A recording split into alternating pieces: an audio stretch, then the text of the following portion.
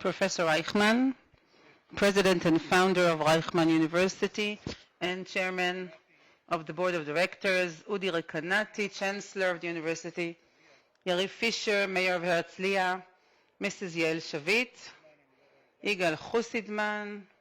I don't see Daniel, his father, but if you think that we have a beautiful auditorium here that we are so very proud of, it's all due to the Chusidman family that contributed this very nice amphitheater. Distinguished guests, I'm very happy and proud to open the 25th Conference for Fighting Terrorism in memory of Shabtai Shavit of blessed memory. This is the pinnacle event of the entire year. Shabtai, previously head of Mossad, was one of the founders of the Counter-Terrorism Institute, and he was chairperson as well. Immediately after retiring from the Mossad in 1996, he understood the importance of establishing an academic institute for the researching of the phenomenon of terrorism. It will serve as an excellence institute and will contribute to understanding terrorism and to understanding the challenges of dealing with terrorism. He was one of the people who established this institute, and he was chairperson for over 25 years. We're so very proud to commemorate his memory in this international conference. This year, the conference will be spread over 4 days and will have about 130 speakers, a very rare mix of people from the academy, from the business world, from security, and decision makers of all sorts. Alongside the main guest speakers, we're going to hold about 20 workshops and panels and 2 special memories, one to commemorate October 7th and the other one to commemorate September 11th.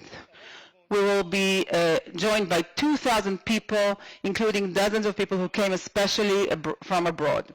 This is a huge production. This is very unique to international conferences. The entire planning, production, and execution is done by the people of the International Institute for Counter-Terrorism and Reichman University personnel, assisted by dozens of students and volunteers. This is all under Mrs. Ravit Barniv and Stevie Weinberg's supervision, and I want to thank you all. Israel and the Middle East have been undergoing in the past 2 years a big turmoil, and so we decided to call this conference Israel in the Eye of the Storm. It started out with an unprecedented terrorist attack not matched in the history of Israel or the history of the area. It included a coordinated penetration of thousands of terrorists, slaughtering and murdering hundreds or thousands of civilians. And then the swords of iron opened, this war opened, which was meant to deal with the Hamas who was responsible for the slaughter. Since then, other fronts opened up in Lebanon, Syria, the Yemen, and Iran. And we also saw tension building up vis-a-vis other countries. Hamas, Islamic Jihad, Hezbollah, World Jihad, Shia militias, and Houthis, all simultaneously.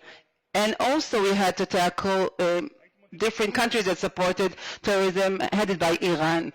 Dealing with all of these fronts at the same time for over 2 years is an unprecedented challenge. However, due to the bravery and heroism of the Israeli soldiers, it seems like Israel is really holding up and leading the war, is triumphing.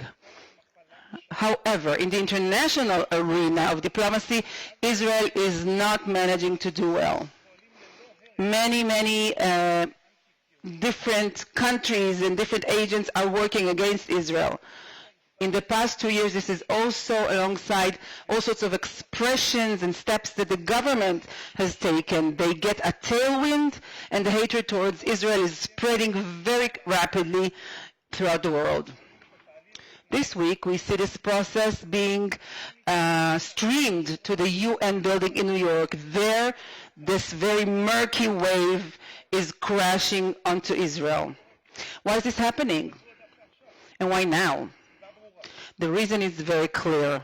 pro-Palestinian organizations who are against the mere existence of Israel. Some are supported by hostile countries that are seemingly holding the cover of human rights. They found the war as a golden opportunity to mobilize masses in Arab countries, in the Western countries, says the speaker, to massive demonstrations against Israel. A whole sorts of idiotic people in the Western countries that are nurtured by visuals from Gaza. Some are right, but some are faulty.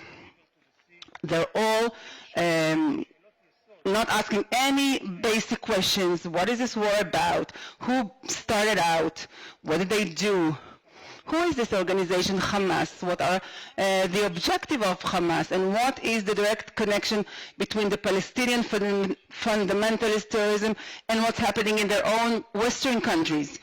We must not forget Hamas is directly responsible for murdering thousands of civilians, Israeli, Palestinians, and foreign. Hamas affected world terrorism, and it is a role model for Daesh, for Al-Qaeda, using very, very cruel methodologies. Same things for the individual terrorists that shook the European streets. They all learned it from the model in Israel. We also can assume that this model of swarming the civilian areas could be copied to other places in the world. Israel is unfortunately the lab, so to speak, of this terrorism. This could happen in the future when we see massive attacks on neighborhoods and in various cities in Europe or in other places where there are already enclaves that have no effective ruling and are actually ruled and controlled by radical Islamic factors. It is important, therefore, to note the things that are said and done by extremists in the Israeli government or the Israeli parliament are actually used as material by those pro-Palestinians. All sorts of irresponsible statements and irresponsible harm to the Gazan residents and Gazan civilians. They say as if there are no innocent people. This is immoral statements and immoral deeds, and they undermine the moral image and really harm Israeli legitimacy in the world. Populistic statements of that or other sorts, as well as all sorts of actions that are being done following decision makers, unlike the security point of view, maybe they tally with the sentiment of surviving that many of us in Israel experience after the October 7th slaughter, but they have a big moral defect and they harm the interest of Israel. The Iron Swords War is fighting Palestinian terrorism, regional terrorism, countries that are assisting and supporting terrorism.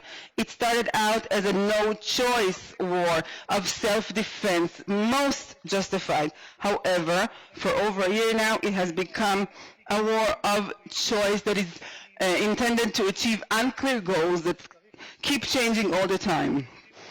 We have to remember that this war is causing very high prices from Israel. The physical toll, losing the lives of IDF soldiers, and very, very severe harm to their body and soul, as well as the heavy toll on the families that are in the at home. The longer the war carries out, Israel is losing its support in the world, and the result is calling for establishing a Palestinian state and for the right of return.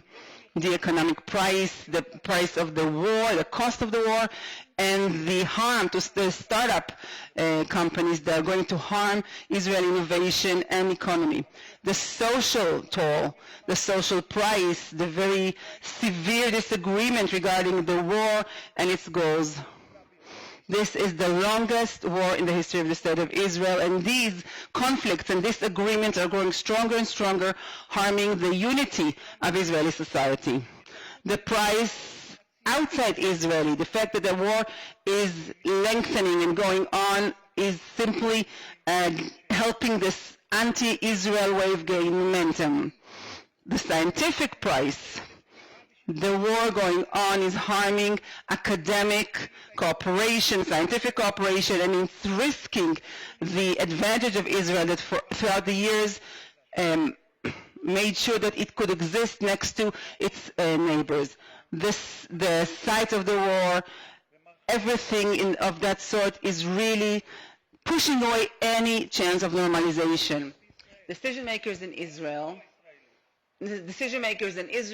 as well as the Israeli public, everyone has to understand that the war is done. It has achieved its goal, and anything further along that is achieved is really not important in light of the heavy tolls that Israel is paying each and every day that goes by.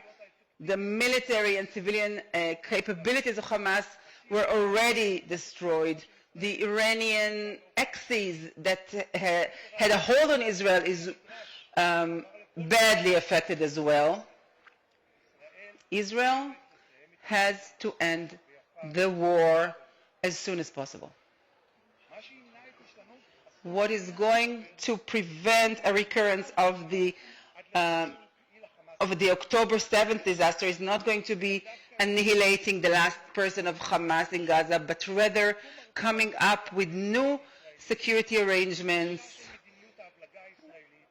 foregoing the policy of hubris and misconception, and shutting one's eyes and not looking in the right direction.